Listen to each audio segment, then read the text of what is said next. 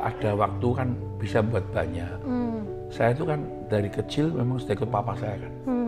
Kemana, umur 3, 4 saya sudah ke lapangan terus. Jadi mantan-mantan pemain saya banyak kenal. Jadi waktu saya pikir ketika ulang tahun 50 tahun Perbasi Pak, yang dikasih penghargaan SM, Aspak, gua protes. Gua bukan protes karena dia klub orang Cina-Cina, enggak. Klub yang ada nama Cina, itu minimal sudah 80 tahun di Indonesia.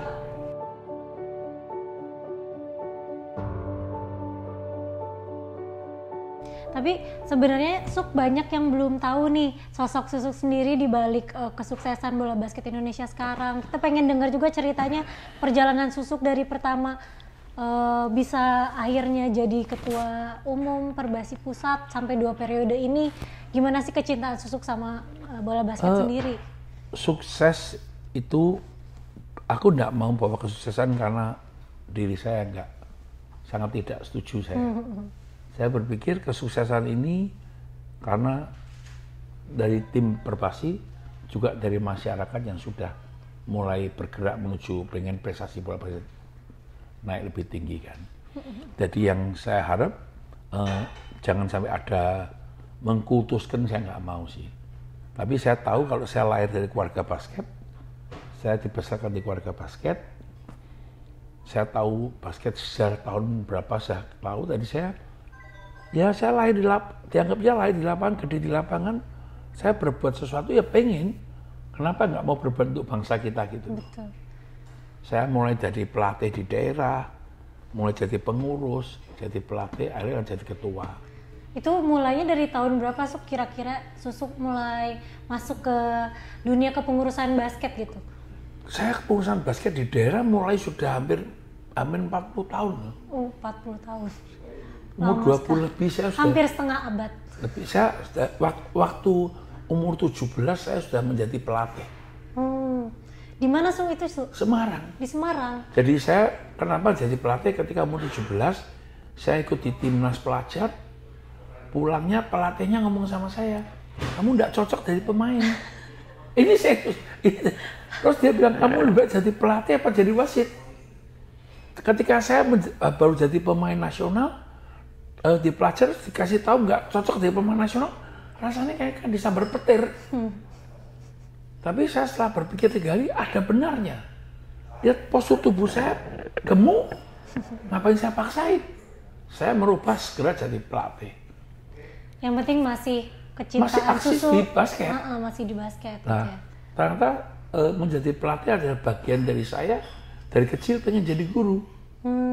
Basket itu bisa ngelatih anak-anak. Iya, betul. Ya mulai dari saat itulah, umur 17 ngelatih terus. Akhirnya terlibat jadi pengurus Jawa Tengah. Ya ketika umur 30 jadi pengurus Jawa Tengah lah. Pengurus Jawa Tengah bergulir sampai akhirnya di pengurus Perbasi Pusat. Gitu. Nah di Perbasi ini kan sudah 2 periode ya Suk ya.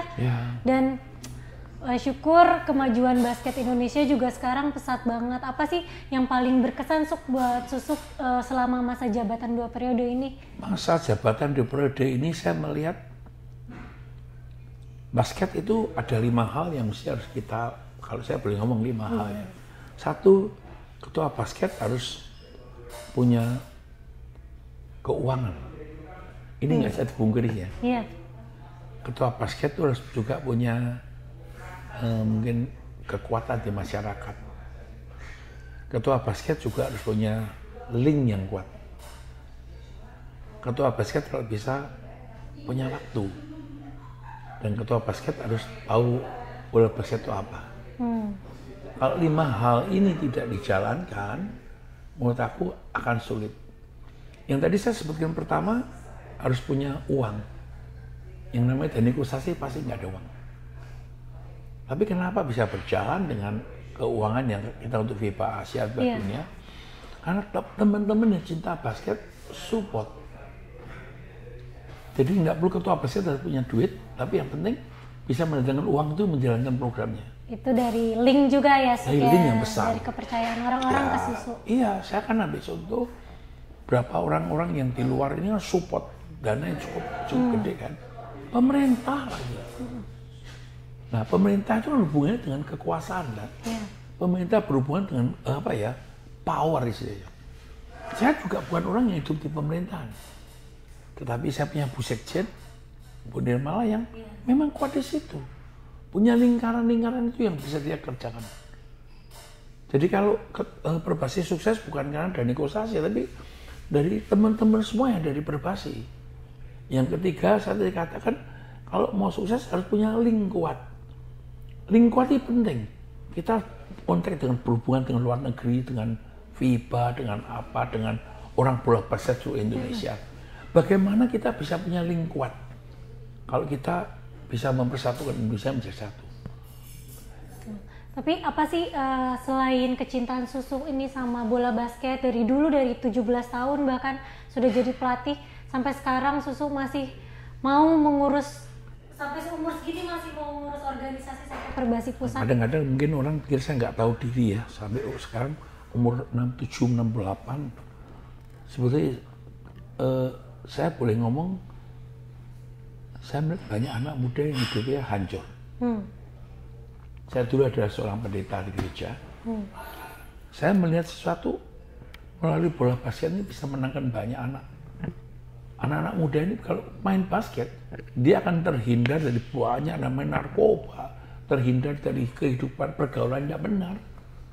Maka saya cinta basket, saya pikir generasi-generasi ini harus kita bawa menuju generasi emas Indonesia, jangan generasinya untuk yang hidup yang tidak bertujuan gitu loh. Yeah.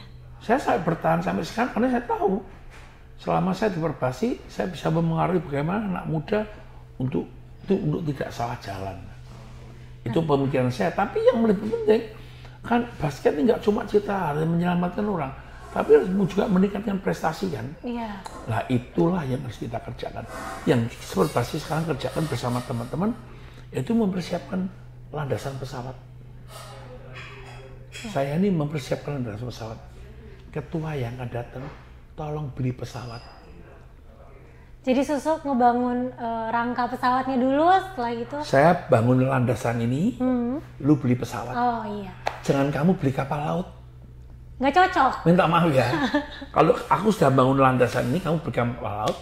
Jadi balik lagi jadi nol lagi. Nol lagi, itu nggak mau. Iya. Apalagi lu beli sepeda. Kalau beli sepeda nggak usah aku bangun landasan itu. Betul. Salah satunya saya lihat sih dari program Indonesia Patriot juga Susuk kan sekarang udah ada program Indonesia Patriot dan terbukti nih Suk mampu meningkatkan prestasi dari Indonesia sendiri karena dibina dari kecil gitu. Itu idenya Susuk dari mana sih bisa sampai ada Indonesia Patriot? Saya tahu ide Indonesia Patriot ini sudah ada di benak saya 20 tahun yang lalu. Ketika saya masih bermain, ketika saya masih jadi pelatih, kenapa kita nggak bangun anak-anak muda untuk meningkatkan sebagai supply dari atas, sehingga kalau mungkin Mbak tahu, salah satu yang mungkin Mbak masih tahu kayak Vincent, Christian Lim, Joan Laurentius, Katon, semua itu dari generasi yang dulu Perbasi siapkan. Mereka jadi satu tim nasional junior saat itu. Tapi karena saat itu Perbasi tidak ada dana, TC yang kita rancang untuk jangka panjang terpaksa gagal. Tapi Mbak lihat, orang-orang itulah sekarang yang mempengaruhi di IBL. Di liga tertinggi di Indonesia ya. Ternyata 20 orang itu di situ semua menjadi orang seperti Avanza Putra. Itu semua di situ semua. Jadi kalau Patriot ini mungkin sekarang kelihatan bagus. Kalau saya masih bisa melihat mereka suatu saat ya, kalau saat mereka akan bisa menjadi pemain top, mungkin saya sudah nggak ada lagi. Tetapi minimal apa yang sudah saya bangun dari kecil ini, ayo teruskan dong untuk kepengurusan yang akan datang gitu. Itu harapan saya sih. Ya, betul. Tapi sekarang juga kan udah mulai perekrutan Indonesia Patriots baru ya, dan akhirnya juga sebelumnya sempat ada iming-iming harus registrasi, tapi akhirnya juga jadi free ya untuk yang mau memberikan komitmennya untuk negara gitu ya Suk ya. Itu gimana sih perjalanannya, kenapa bisa sampai ada aturan seperti itu Suk? Soal berbayar, kalau kita hitung mungkin kalau hitung 300.000 aja ya. Kalau kan 10 anak 3 juta, Kalau kan 1.000 anak 30 juta, 100 anak 30 juta, 1.000 anak 3 juta. Kira-kira 3 juta untuk apa sih, Pak? Untuk mendukung timnas aja masih kurang ya, Sok? Jangan dukung timnas, udah cukup itu aja. Jangan dibahas. Perbasi pusat saat itu berpikiran satu hal, yang ikuti supaya benar-benar serius. Aku tidak mau orang yang nggak bisa dribble ikut. Buang waktu yang sangat banyak sekali. Kedua, ini bukan seleksi timnas juga. Camp untuk melihat mereka 4 hari. Jadi kita ngajari mereka bermain basket selama 5 hari dengan sistem yang dibangun dari Coach Milos. Oke, jadi itu ada educationalnya juga di sana, bukan seleksi untuk timnas ya? Ya, tapi ya kalau memang masyarakat bilang, cuma uang segitu aja mesti minta. Ya PTN bilang, PTN bersama Perbasi akhirnya ngambil keputusan, ya oke. Mungkin programnya harus dimulai bukan tidak berbayar dulu, ya nggak apa-apa. Nanti kita lihat kemudian hari seperti apa sih. Supaya nanti jangan sampai justru ini kita bangun untuk bangun generasi muda, akhirnya menjadi cuma perbincangan yang tidak ada gunanya gitu. Yang penting tujuannya kita selaraskan juga ya, Suk, bahwa itu si seleksi untuk Indonesia Patriots bukan itu seleksi sebenarnya. Itu camp gitu ya. Camp berbentuk 4 hari. Mereka tuh akan diajar bagaimana bermain bola basket dengan sistem yang ada. Sehingga gini, Mbak, Indonesia sedang membangun sistem dari dasar, tengah, sampai atas Coach Milos. Makanya Coach Milos tuh punya asisten namanya Ahang, punya Coach Milos namanya Cacing, sama Santi Coach Milos namanya punya Ricky. Ricky itu akan diserahin yang 18 tahun. Nah, istilahnya akan diselesaikan 16 tahun, rencana begitu, dengan sistem yang sama. Nah, kalau dari dasar kita nggak sama, kalau dasar makanya semua makan singkong, terus atau di tim nasional suruh makan nasi, bisa bayangin kayak apa. Iya. Jadi kita pengen membuat sistem sama. Jadi kalau soal bilang tujuannya apa, kan Mbak tahu tadi, 300 juta itu sebenarnya untuk itu saya nggak mikir untuk apa. Betul. Ya sekitar bukan komitmen fee lah untuk apa, supaya orang itu komit, bener bermain benar, terus orang itu juga yang benar-benar bisa main basket yang datang. Saya nggak mau cuma hanya hura-hura itu ikut, terus akhirnya nggak maksimal, kan sayang juga. Oke, Sok. Nah, kan banyak juga nih, Sok, sekarang mungkin para mantan-mantan pemain basket gitu ingin ngelihat kepengurusan Perbasi atau berpartisipasi atau mendedikasikan dirinya gitu untuk jadi seperti Susuk buat Perbasi Indonesia sendiri gitu. Itu ada nggak sih, Sok, caranya untuk berpartisipasi jadi kepengurusan di Perbasi? Saya sangat welcome sih kalau ada orang apalagi senang basket kan. Itu kan salah 5 dari kriteria saya tahu. Satu harus orang Islam tahu basket. Iya. Jauh lebih bagus. Karena orang yang tahu basket tidak akan mengkhianati basket. Sehingga kalau ada atlet, ada pengurus basket yang mau terlibat, ayo datang loh. Kita kekurangan orang. Kekurangan tenaga. Jadi kalau mereka mau bergabung silakan aja. Kenapa tidak? Kalau Susuk sendiri sekarang di kepengurusan sekarang terdiri dari siapa aja sih, Sok, sebenarnya di Perbasi Pusat ini? Kan ada Bu Sekjen Mbak Nirmala ya. Iya. Itu saya tahu dia punya kekuatan yang ada di kepemerintahan. Terus ada bidang pembinaan, Pak Jos, ada Pak Wawan yang di organisasi. Dan saya tahu sekarang bidang pembinaan ini sudah tidak kuat dipikul oleh satu orang. Akan segera akan kita pecahkan dari beberapa bidang itu supaya bisa lebih terpantau dengan baik. Bidang organisasi pun sekarang berat, sudah ngurusin 34 provinsi. Makanya Perbasi, Pak Jos, Pak Wawan bersama kita semua membuat wilayah. Perbasi sekarang ada 7 wilayah. Wilayah 1 sampai 7. Per wilayah itu 5 provinsi. Jadi udah mencakup pemprov yang ada di situ gitu. Ya, dari kalau wilayah 1 itu Aceh, Sumut, Riau, Kepri, Sumbar, Padang. Wilayah 2 itu Sumatera Bawah, Palembang, Bangka Belitung, Bengkulu, Jambi, Lampung. Wilayah 3 Jawa. Banten, Jakarta, Bandung, Jogja. 4 aja. Karena dia 34 provinsi kan. Wilayah 4-nya, Jateng, Jatim, Bali, NTT. Wilayah 5-nya, seluruh Kalimantan. Timur, Barat, Utara, Selatan, Tengah. Wilayah 6-nya, Sulawesi dipotong Makassar. Dari atas kita Sulut, Barat, Tengah, Tenggara, Gorontalo. Selatan kita untuk mengcover timur, selatan Sulawesi Selatan, Maluku Utara, Maluku, Papua Barat. Kita bagi 7. Dan ini sudah saya sampaikan di FIBA, ketika kemarin di FIBA Asia, kami ada meeting dan FIBA Asia dan FIBA Dunia, mereka sangat mendukung ini, karena mereka tahu besarnya wilayah Indonesia. Dan mereka berharap ini tolong segera bisa punya kantor masing-masing di situ, yang menjadi kekuatan penyebaran bola basket. Tidak mungkin oleh berbasis pusat. Jadi lebih terperhatikan juga ya, setiap wilayah. Setiap wilayahnya. Nah, orang-orang wilayah ini akan segera dimasukkan sebagai orang berbasis pusat. Jadi pusat rencana gitu. Oke, jadi nanti akan ada kepengurusan lagi untuk mengcover masing-masing wilayah itu lagi. Wilayah itu lu coba cover bawah kamu nggak mau tahu. Karena terlalu gede, Indonesia nggak bisa ngurusin 3. Apalagi Mbak kan dengar Papua akan dipecah lagi. Iya. Apa nggak banyak pikiran tuh.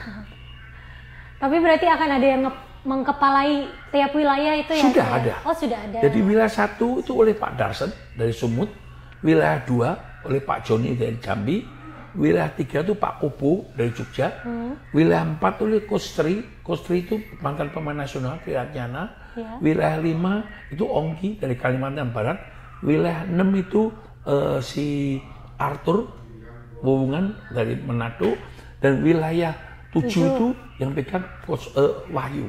Oh iya. 7 ini sudah ada orangnya. Tapi saya cuma kasih SK saja. Kalau kira nggak sanggup, saya segera ganti. Oke. Jadi secara kepengurusan organisasi juga sudah banyak perubahan ya di perkembangan. Iya, perkembangan gitu. Bukan perubahan, perkembangan, karena untuk menjangkau apalagi pengkot yang masa berlaku sudah habis, kita sampai nggak tahu. Lah yang tahu harusnya kepala wilayahnya nanti. Ya. Jadi koordinasi Perbasi Pusat koordinasi dengan ketua wilayah masing-masing gitu ya. Jadi lebih komunikasinya juga lebih mudah gitu. Dan nanti tahun ini pun pembinaan sudah berubah juga. Pertandingan itu dimulai antara klub di pengkapnya. Setelah antara klub di pengkap, kalau akan diadakan di Kejurda. Kejurda itu pertandingan antara kota sama kabupaten. Setelah Kejurda, mereka nggak langsung ke Jurnas. Mereka ke Jurwil. Oh iya ya. 5 wilayah, juara wilayah itu yang akan ke Jakarta. Jadi Jakarta nanti cuma 7 provinsi aja. Iya. Kalau dulu kan sebelumnya ada langsung ke Jurda, dari Kejurda langsung ke Jurnas. Tapi ada juga beberapa yang main Popda wilayah gitu kan, Popdil, tapi iya sih. 2 kali jalan. Mereka terbang dari Papua ke Jakarta berapa? Iya. Mereka berdiri di wilayah nggak habis banyak kan? Yang terbaik itu kita pakai ke Jakarta. Iya. Jadi nggak seperti dulu lagi yang bebas nih, yang mau ke Jurnas boleh daftar gitu. Kenyataan Mbak, kalau kita boleh ngomong ya, ke Jurnas tuh nggak pernah lengkap dari setengah provinsi. Betul. Paling banyak 10 tim. 10 tim itu baik sepertiga provinsi yang ada di Indonesia. Iya. Itu paling maksimal. Kan Jabar, Jateng, Jatim, Bali. Jabar, Jateng, DKI, Jogja, Banten, paling tambah Bali 1, paling tambah Sumut, itu aja lah. Bola-balik itu aja. Betul. Nah, ngapain daripada gitu, mending wilayah aja lah. Iya. Betul. Nah, tapi aku pengen bahas yang kemarin Timnas Basket Indonesia Putra ini kita dapat emas ya di SEA Games setelah berpuluh-puluh tahun, dan putri juga yang terekstri prestasinya sangat baik kemarin di FIBA yang di Singapura ya, Surya. Ranking 3 ya. Iya, di mata Susuk apa sih yang bisa membuat itu terjadi? Selain perjuangan atletnya juga seperti apa di mata Susuk? Mungkin timnasnya agak, kalau diceritain lucu, kita sudah tak bagi langsung. Kalau tim putra sudah saya serahkan 100% ke bapak saya, Lindra Eda Bakri. Jadi yang dia ngelola penuh. Jadi Pak Eda Bakri yang sudah sepenuhnya dia kelola. Aku tidak mau terlalu ikut campur, ya aku ada Perbasi pusat aja menyediakan data pemain-pemain yang lu mau pakai silakan. Putri pun sama. Putri sudah saya serahkan kepada Bapak Christopher. Panggilannya Itop. Ya udah lu kelola aja. Karena dengan gitu kan setiap bidang tuh bisa dikuasai satu orang yang tidak harus PP memikirkan sampai sekecilnya. Mereka yang memberikan ke sekecilnya. Apalagi sekarang event 3x3, 5 itu hampir mepet terus setiap bulan. Jadi kalau PP ngurusin sudah nggak ada waktu. Nah ini sekarang junior. Kan selama ini Pak Liwen pegang kan. Ini yang kita pikirkan junior sekarang ini lebih gede lagi sudah sibuknya harus dipikirkan tim junior ini bakal bagi putra putri atau gimana. Nah ini lagi dibicarakan sih. Tapi Susuk sendiri bisa memberikan kepercayaan itu ke Pak Eda, ke Ko Liwen yang seperti itu. Gimana sih proses build kepercayaannya sama mereka? Saya kenal Pak Eda, saya kenal Pak Itop, saya kenal Pak Liwen. Mereka orang-orang menurut saya yang bertanggung jawab. Kalau mereka suatu saat bilang, Pak, saya sudah nggak tahan, ya udah mundur nggak apa-apa. Tetapi saya tahu orang bertiga ini orang yang cukup komitmen. Dan mendedikasikan juga hidupnya ya semuanya untuk bola basket. Mendedikasikan duitnya, mendedikasikan waktunya, tenaga, pikirannya, mendedikasikan dimarahi orang tiap hari. Sudah. Nah, apa nggak dimarahi orang tiap hari? Nah, namun Timnas Basket Indonesia walaupun hasilnya kemarin tidak lolos untuk World Cup ya, ya. Jadi kita tetap akan menjadi tuan rumah di FIBA World Cup nanti, dan sekarang juga udah dipersiapkan gornya, itu gimana sih? Dijelasin boleh nggak apa nanti gor baru ini untuk World Cup? Kalau Timnas aku boleh ngomong dulu ya, Timnas tidak lolos, tetapi Timnas sih tahun depan masih ada event SEA Games. Ya, ada SEA Games lagi. Asian Games. Masih banyak game-game yang harus kita siapkan. FIBA World Cup kita sudah persiapkan GOR yang untuk penonton 16.000. 16.000 kapasitas penonton di situ. Itu gedung basket yang menurut aku pasti diimpi-impikan oleh semua orang. Iya. Jadi kalau gedung basket itu sudah jadi, aku berharap prestasi Indonesia juga di kepengurusan yang akan datang akan lebih maksimal. Ketertarikan masyarakat Indonesia sama basket itu kan mimpi kan. Cabang olahraga pertama kali yang punya gedung sebesar itu adalah di basket. Tetapi gedung itu akan dipakai serbaguna. Jadi bukan cuma basket, kalau cabangnya mau pakai, monggo. Karena itu untuk kepentingan nasional pada umumnya. Betul. Nah, saya juga sempat lihat tadi sekilas berita bahwa FIBA Asia di Jakarta ini menurut kepengurusan FIBA, Pak Junas bilang ini yang terbaik. Pendapat Susuk gimana? Bukan Pak Junas yang ngomong. Yang ngomong ini dari FIBA sendiri. Iya, dari FIBA. Malah saya tuh, maaf loh, saya belum sempat balas email mereka. Yang mengucapkan selamat itu nggak tahu dari Bapak Federasi. Mengucapkan terima kasih, udah siap, terutama FIBA Dunia. Mereka bilang terima kasih bahwa servisnya bagus, dan FIBA Asia di Indonesia ini salah satu yang pernah FIBA Asia ada yang terbaik ada di Indonesia ini. Ini bukan kerjanya dari Perbasi, tapi kerja dari semua orang. Saya percaya kok itu kerja dari semua orang. Kerja dari pemerintah yang support, kerja dari panitia lokalnya yang sangat luar biasa, support dari FIBA-nya. Jadi kita harus mengucap syukur kalau itu menjadi terbaik. Ya tolong dipertahankanlah untuk FIBA World Cup nanti, supaya kita menjadi pelaksana terbaik di antara FIBA. Kita harus bisa menjadi pelaksana terbaik, buktikan bahwa Indonesia mampu gitu, saya pikir. Betul. Nah, pasti banyak yang penasaran juga nih kan, melenceng sedikit ya, pasti tidak jauh dari pendanaan. Membiayai satu tim nasional bola basket itu berapa sih biaya yang dibutuhkan kira-kira? Tadi kan 300 juta masih jauh, Suk. Kalau Trana mending tanya Pak Eda ya. Aku nyebutnya bisa salah nanti. Nggak apa-apa, kira-kira boleh di-spill. Nggak bisa kira-kira. Kalau aku kira-kira nanti masalah. Tapi yang pasti fantastis sekali. Fantastis sekali. 2 rumah lah ya di Jakarta. 2 rumah? Nggak cukup. Nggak cukup 2 rumah. Serius. Jadi maaf, saya melalui podcast ini saya ucapkan terima kasih seperti kepada Bapak Eda, saya Indra, pada Bapak Christopher, pada Bapak Liwen, pada Mas Rama yang sudah memberikan hidupnya, duitnya untuk tim nasional. Iya. Kesuksesan itu bukan kesuksesan Perbasi aja, kesuksesan kita semua. Mas Eda, Mas Itop, Mas Dewan itu sudah memberikan semuanya lah. Iya sih. Kalau mau tahu jumlah ekor berapa, Betul. dia lebih tahu. Saya tidak tahu. Karena Perbasi paling cuma dapat laporan. Habisnya kira-kira gini, ya udah kita ikut ya gitu aja. Terima kasih banyak semua Pak Eda, Pak Itop ya. Ya luar biasa lah. Luar Ya, biasa sekali. kalau ada next, kalau ada orang-orang yang seperti ini mau masuk, Perbasi buka tangan lebar-lebar. Tentu. Siapa lagi? Siapa lagi yang mau bantu basket Indonesia Karena ya? ketika mereka ada di dalam, mereka akan tahu betapa sulitnya ngurus bola basket. Mungkin di luar hanya melihat bayangan, tapi kalau di dalam mereka akan melihat bentuknya. Berapa banyak pengorbanan buat bisa. Maaf, Perbasi sekarang pun tiap Rabu malam pasti meeting, mulai jam 8 sampai jam 11. Setiap Rabu, semua unsur pimpinan. Termasuk kepengurusan Pengprov seperti itu? Kalau Pengprov sebulan sekali. Sebulan sekali. Kalau Kita pusat tiap meeting dengan bukan dengan Pemprov dan Korwil. Sebulan sekali tanggal 15. Kita akan meeting dengan pengurus Perbasi sendiri pada tanggal seminggu sekali pada Rabu. Pada minggu terakhir kita akan meeting dengan seluruh pengurus Perbasi. Kalau enggak, saya enggak bisa. Okay. Jadi saya malah berpikir kalau ada orang benar-benar minat menjadi ketua selanjutnya, ayo gabung ke Perbasi supaya tahu jalannya kayak apa, supaya nanti tidak megap-megap kita yang masuk. Ya. Serius ini harus bisa senang.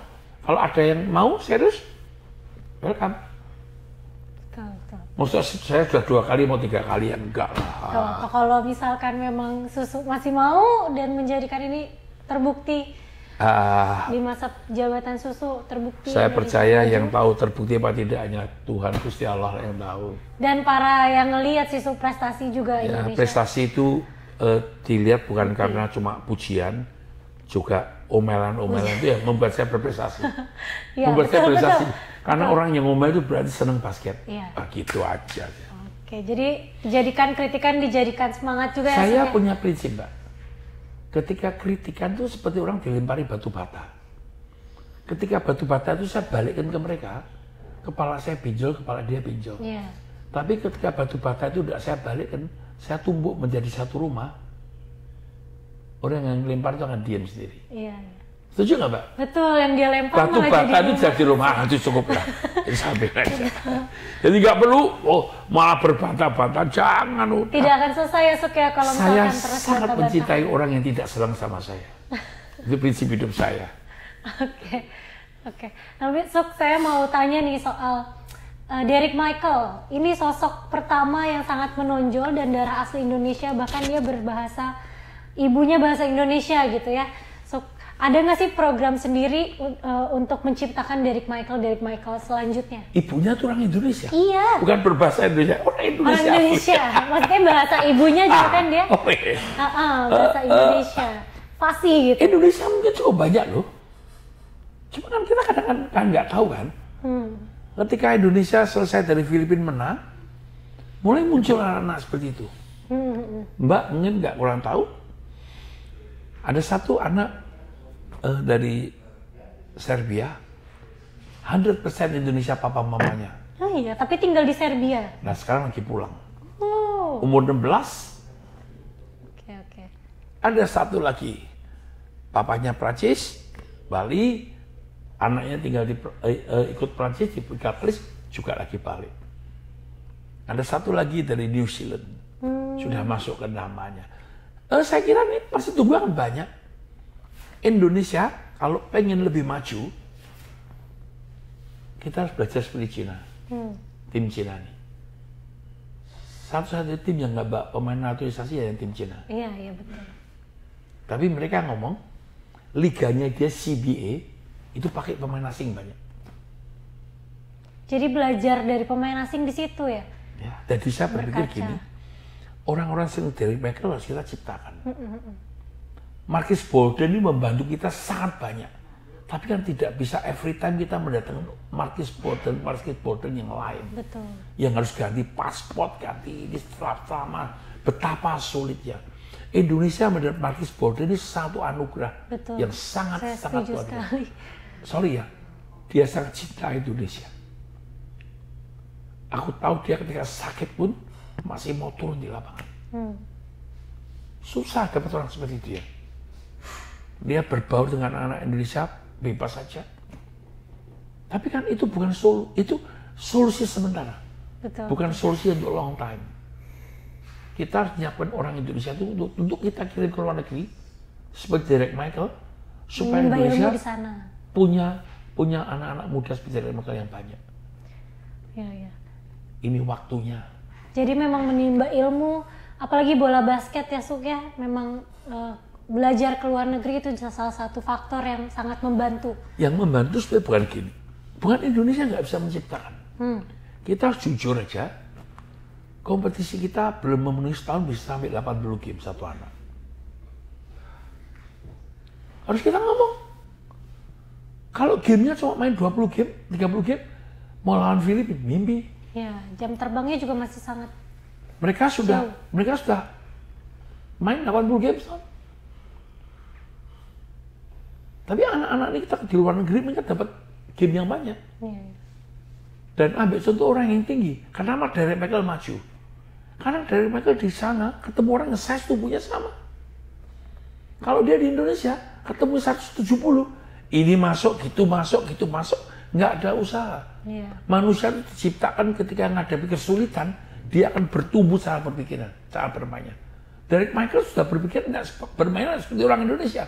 Bermainnya dia sudah seperti orang di Australia, di Amerika. Karena tiap hari menghadapi manusia-manusia sebegitu tingginya. Di Indonesia nggak ada. Satu tim seperti Derek Michael semua nggak ada. Derek Michael itu anugerah buat Indonesia. Sangat anugerah. Jadi saya pribadi, saya mulai bicara ini, saya mau ucap terima kasih kepada ibu bapaknya. Terima kasih ibu bapak Derek Michael sudah menghadirkan. Luar biasa.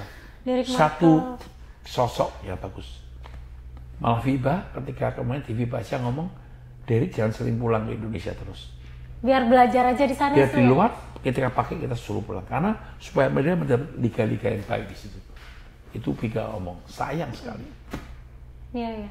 Tapi supportnya sendiri dari pengurusan di Indonesia sendiri buat pemain-pemain yang mungkin akhirnya kan kalau Derek Michael ini dulu di PPLP ya kalau nggak salah sempat di PPLP Jakarta. PPLP Jakarta terus yang tiba-tiba yang dibawa oleh coach Rifki Antolio. Ya. Ya. Terus bahkan dia sampai bisa junior NBA gitu sampai akhirnya seperti sekarang. Itu path-nya tuh seperti apa sih supaya mungkin yang lainnya bisa mengikuti. Salah satu yang saya omongin ke teman-teman saya, ke teman pelatih, Derek jangan taruh di Indonesia. Kalau taruh di Indonesia, semua orang narik dia. Buat kejiwaan itu nggak baik. Saya dibutuhkan oleh semua tim. Tapi ketika dia di luar negeri, dia benar-benar game yang bagus. Bibit yang bagus tidak pernah akan tumbuh di tanah yang jelek. Yeah. Kalau tanah itu bagus, game itu bagus, pertandingan kompetisi bagus, dia akan bertumbuh lebih bagus. Bukan Indonesia nggak mampu. Satu saat IPL pasti bisa seperti itu. Aku percaya IPL itu bisa satu saat bisa melakukan game untuk kita minimal 50 game setahun. Aku percaya tunggu waktu saja. Oke, kita percaya juga lah sama kepengurusan Perbasi di Indonesia ini semuanya ya. Tapi saya penasaran satu lagi. Kan sebelum Marquez nih yang sangat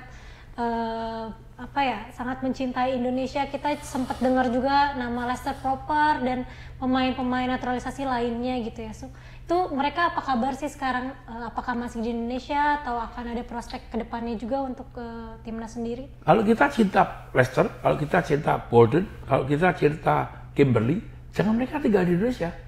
Mereka nggak akan dapat game bagus sama dengan Derek Michael. Besok Marquis sudah pulang ke Amerika. Saya punya harapan kalau Marquis dengan ini, saya punya harapan dia untuk main di NBA. Ketika dia main di NBA, kelasnya akan naik. Betul. Yang naik bukan cuma Bolden, tapi Indonesia akan naik satu kelas. Iya kan? Ya. Kalau dia ikut di liga sini, seperti si siapa si Kimberly, dia kalau nggak segera pulang ke Prancis, gimana dia bermain? Butuh lawan-lawan yang lebih kuat juga ya untuk bukan butuh lawan-lawan yang seimbang dengan mereka. Syukur-syukur lebih di atas mereka supaya mereka bisa terkatrol. Kalau mereka terkatrol menjadi pemain terbaik buat Indonesia menguntungkan.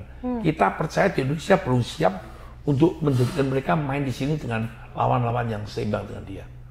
Kita harus ngakui kalau anak itu ada di sini terus, saya takutnya jadi mentok aja gitu. Jadi mentok dan takut di sini I'm the best. Ya. Itu yang bahaya. Derek, Bowden, Kimberly, Lester semua. Jawa tuh kenapa main di Jepang? Saya dorong aja terus. Kalau bisa di Jepang, Jepang terus. Dan Perbasi sudah sepakat dengan pemerintah supaya juga dengar orang nggak diulang-ulang terus. Perbasi tidak pernah akan melepaskan satu pemain yang dinaturalisasi oleh Perbasi dan pemerintah untuk main di klub. Jadi tidak akan boleh main di klub. Tidak termasuk yang namanya Dame dan Modu. Karena itu dinaturalisasi oleh pemerintah. Untuk timnas Indonesia ya? Itu hanya untuk timnas Indonesia. Atau untuk Patriot yang menuju. Tapi kalau untuk klub-klub, tidak. Karena sudah banyak klub yang tanya. Boleh nggak aku pakai? Boleh nggak pakai? Nah hari ini mumpung ada podcast saya sampaikan. Itu sudah tidak ada lagi. Siap. Jadi nggak usah tanya lagi, kita capek saja biar perhatian. Oke, Suk. Nah, terakhir nih Suk, tahun depan SEA Games akan ada lagi dan mempertahankan menurut saya lebih sulit daripada mendapatkan ya Suk ya. Gimana atau sama sulitnya lah? Itu kata-kata klasik juga. Iya kan? Sebetulnya bukan kita mempertahankan. Filipina yang nggak mau kita juara lagi pasti. Pasti. Dia pikir, gua kasih gini lu makan. Ya pasti dia besok kirim yang lebih bagus lah. Ya. Tapi menurut Susu sendiri nanti di kedepannya SEA Games prospek Indonesia, tim nasional Indonesia di kedepannya seperti apa untuk Coba SEA aku Games? juga bahas sedikit lagi supaya orang di luar juga tahu. Ini banyak juga. Ini cukup banyak nggak tahu loh. FIBA itu hanya membolehkan satu negara satu pemain naturalisasi. Benar nggak? Betul. Di SEA Games boleh 10 pemain naturalisasi. Oh iya? Coba lah, lu aja kaget sekarang gimana? Saya baru tahu boleh 10. Nggak tahu, kemarin Thailand 4 orang Amerika. Gak sih, Pak. 4 orang Amerika. Vietnam. Sorry. Tapi kenapa Indonesia waktu memutuskan membawa hanya satu? Namanya Bowden. Karena ketika tahun ini kita berangkat SEA Games, itu untuk persiapan FIBA Asia. Yeah. Dan FIBA Asia boleh satu. Saya nggak perlu bawa Leicester, nggak perlu bawa Jamar, semua dimasukin ke situ. Tujuan untuk medali SEA Games. Tapi kalau sampai gagal di FIBA Asia yang sayang. Jadi Indonesia yang ngirim satu. Bowden cukup. Ya kalau itu ternyata uji coba kita menghasilkan medali emas ya. Alhamdulillah. Yeah. Orang Muslim, kalau orang Kristen bilang puji Tuhan bisa lolos ya. Tetapi orang perlu tahu. Di SEA Games itu boleh pemain sebanyak mungkin. Naturalisasi sebanyak mungkin boleh di SEA Games. Boleh, bebas. Tapi itu SEA Games. Tapi FIBA Asia hanya boleh satu. Nah, jadi harus tahu kalau SEA Games kadang-kadang kita susah lolos karena mungkin musuhnya tahun depan bahas 10 Amerika. Saya juga nggak tahu. Apa Indonesia mau ikut berbondong-bondong mbak 10? Nggak maju-maju. Nah, ya udah. Tapi kita harus berusaha lebih baik. SEA Games yang akan datang nggak akan turun lah. Saya pikir Indonesia masih bisa dengan segala cara untuk bertahan. Oke, kalau gitu. Mungkin ya, itu aja dari kami, dari saya. So, ada yang mungkin mau disampaikan buat masyarakat Indonesia yang sangat cinta basket dari Susu, Ketua Saya sampaikan FIBA World Cup tahun depan sudah di depan mata kita. Saya berharap FIBA World Cup baru pertama kali di Indonesia dan pemerintah sudah mendukung kita, memberikan gedung yang sangat luar biasa, support dana yang luar biasa. Saya juga mengucapkan terima kasih dengan pejabat-pejabat yang sudah mendukung, yang sudah datang memberikan dukungan. Saya kira tolong tetap kita fokus pada penyelenggaraan FIBA dunia supaya kita tidak hanya menjadi penyelenggara FIBA Asia terbaik, tapi bisa menjadi penyelenggara FIBA dunia terbaik. Itu harapan saya. Amin, amin, amin, amin. Kalau begitu terima kasih banyak. Terima kasih, Susuk, sama-sama. Terima kasih. waktunya hari ini. Terima kasih, ya. terima kasih. Terima kasih.